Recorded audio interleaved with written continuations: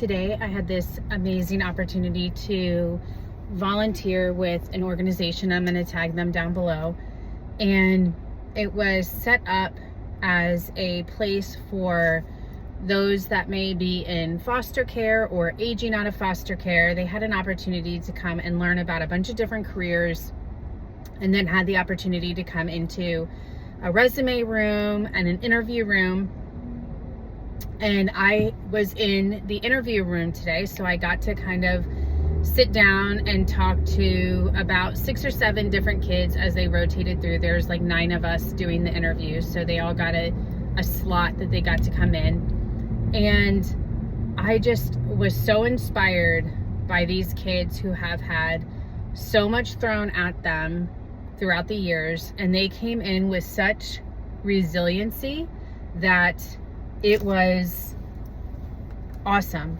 And I felt like I got to be back in my teacher days, where I would get to just sit and talk to kids about life and hope, throwing a bunch at them in hopes that maybe they just take one thing from that conversation and it brings something positive to their life. So I just wanted to talk about a few different things that I talked to them about today that kids were like, oh, like I didn't think about it that way. And these are some of my crazy thoughts for when I was a teacher. A lot of the reason why I'm no longer a teacher, because I felt like I just wanted to be talking about this kind of stuff all day, and there was just never an opportunity to do that in teaching high school. And so we were meant to set up interviews, like mock interviews, and talk to them about that. But there were so many things that we just kind of got off topic because they just were just sponges for somebody to tell them something positive or some different way to look at something. And one of the things that I kept asking them is, I would say, if I ran into you in 10 years from now, and I ran into you with a group of your friends, if I asked your friends, what do they love about you? What would you hope that they would say? And so many of them actually took the time to think of this and to say, I would want them to think I'm someone they can come to. I would want them to think I'm someone they can trust. I would want them to think I'm going to make them laugh. And it was a very interesting perspective. And I thought about how, as adults, if you ask my friends, what do you love about me? I would be curious as to what they would say, and I would hope that they would say things positive. But it's definitely it makes you think, is this something you feel like you are good with what somebody could answer? And if you're not good with what somebody could answer, it's kind of could be a catalyst to change things up for yourself. And I thought it was such a great way to have them think about, what could they possibly be doing. And then I also would ask them, I had a girl that kind of was in front of me, and she was very much she obviously had to be independent fast and independent more quickly than we would hope. And I asked her about a mistake that she had made that she learned from, and she said something so remarkable, which was obviously people have not shown up for her in a way that they were supposed to or they should have. And she talked about how she decided she had made the mistake of trying to be too independent and not allowing people who cared about her to care about her. And she would push them away, and she goes, and I learned that they do really want what's best for me, so I started to lean into letting them help me. And it was such an incredible way to think about that. And I just thought it was so special that she was already in that mindset that she knew she was going to lean into letting people show up for her and how much trust that must take for someone whose trust has been broken time and time again. And she's like, I am very independent. I don't like to rely on anybody. And I said, that's wonderful. I get that. And she's like, and I don't understand those people that say, I need a relationship or I need this. I'm like, go and do it yourself, because what if something happens? What if, you need to know how to show up for yourself? And I told her that thought process is an amazing thought process, and it was something to hold on to. But knowing people like that, and knowing that she feels comfortable enough to take control of her own life, can be very intimidating to people. So I said that feeling can sometimes be lonely. I said, because you will find people that don't share those same thoughts, or they're jealous of those thoughts and they don't understand.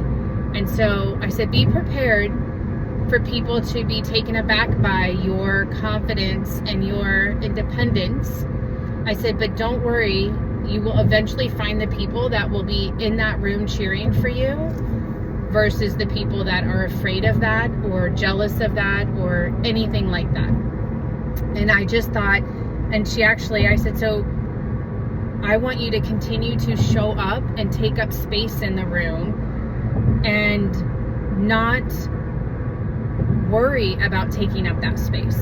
And again, when you take up that space, some people are going to want to walk right back out of the room. However, you will find your people that go, I want to be in a room with someone like this. And it will be amazing when you find your people. Just trust that you will eventually find your people. But it may be a little bit lonely right now. And she started crying, and I'm like, well, my intention wasn't to make you cry.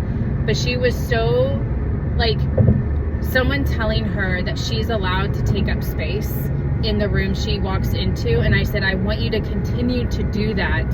I said, because you obviously are here for a reason. And it was just so fun listening to, and fun may not be the right word, but it was so great to listen to these kids, and not necessarily talking about the stories that they've been through, but their want for someone to care, and their want for someone to share knowledge and reflect and have them reflect.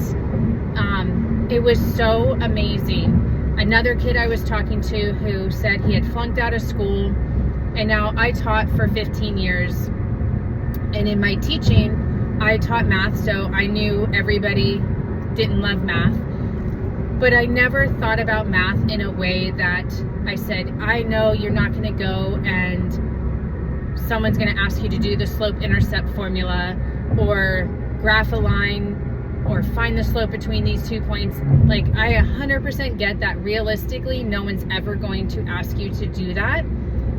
But the thing that happens is your brain is ripe for all of these connections to be made, so that later on as you grow, you are better prepared to handle problems, to critically think, to do all of these things and be able to come up with a plan B as soon as plan A doesn't work out. I said, but these are all the connections you have to make now, and the only way you make connections in your brain at your age is to learn something, to fail at it, to get better at it, to still mess up sometimes, but then to do it again and learn how to get it right. And he just looked at me like, I wish I would have known those things. And he looked at me and said, but what happens when I want to give up? And I said, you've got to understand that the way your brain works is that it wants to shut everything off that seemingly is hurting you. It wants to shut everything down as soon as it becomes just a little bit too hard. The run is too hard, it wants you to stop.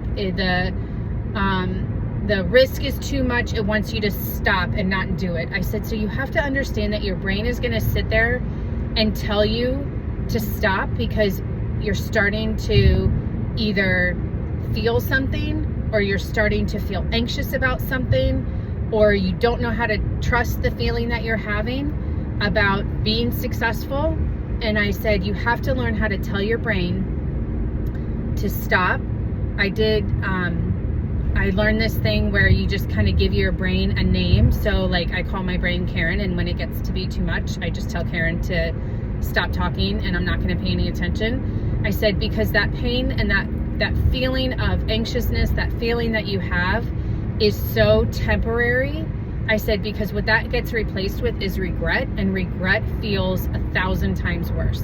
So when you get to that point that you want to give up, I said, just take a step back, let the feeling in, know that the feeling is there, understand why your brain is trying to tell you to stop, and then tell your brain, I'm going to keep going. You've got to get on board. I'm going to keep going, and just push through that temporary feeling of giving up, because so many times we want to start giving up when we start to see success because we're not sure what to do with that success.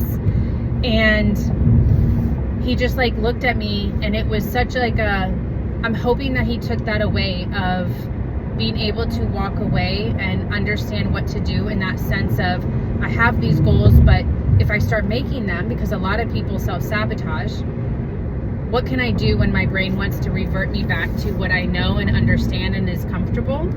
And so I hope he just walked away with more knowledge about that and feeling more comfortable about that, because that's the part of teaching that I loved, is getting to talk students through situations that come up and how to handle them. And I loved all of that part. And so today, besides feeling like I did something positive, this organization is great. And again, I've tagged them down below. Look them up if you ever want to support an organization in the Tampa Bay area.